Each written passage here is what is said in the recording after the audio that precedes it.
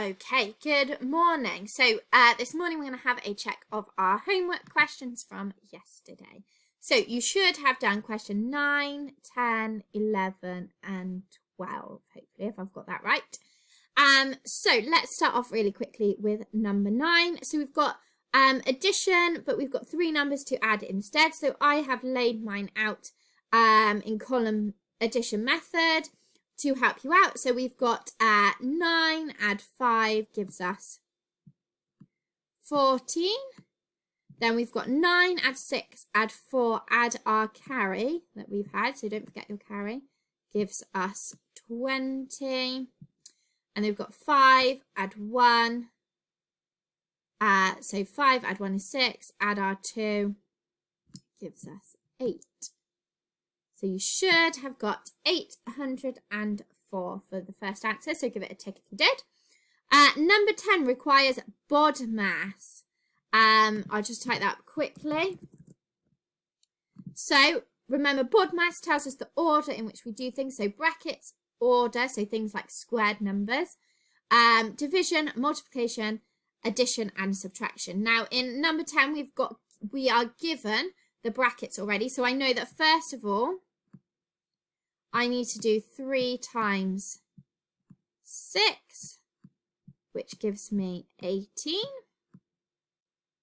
So I've done this part of the sum. And so now I just need to do 24, which is this part, plus my 18, which I've just done by working out 3 times 6. And so together, all together, you should have the answer 42. So give yourself a tick if you got that one. Number 11 is also BODMAS, but it doesn't give us brackets. So we've got no brackets. We've got no order. So we've got no square or cube numbers. We've got no division, but the first bit we come to is multiplication again.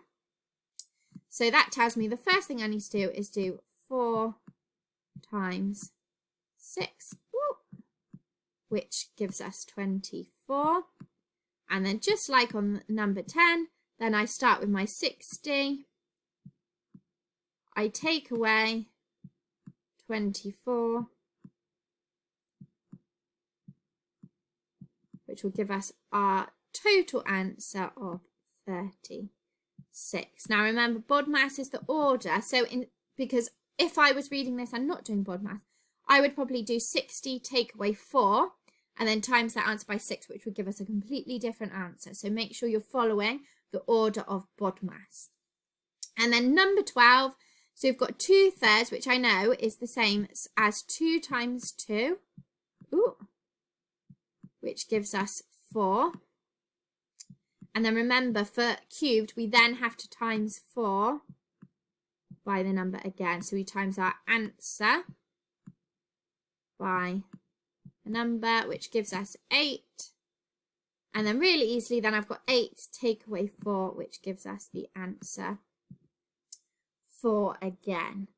So for tomorrow's homework, I would like you to do the rest of the questions on that page. So 13, 14 and 15, please.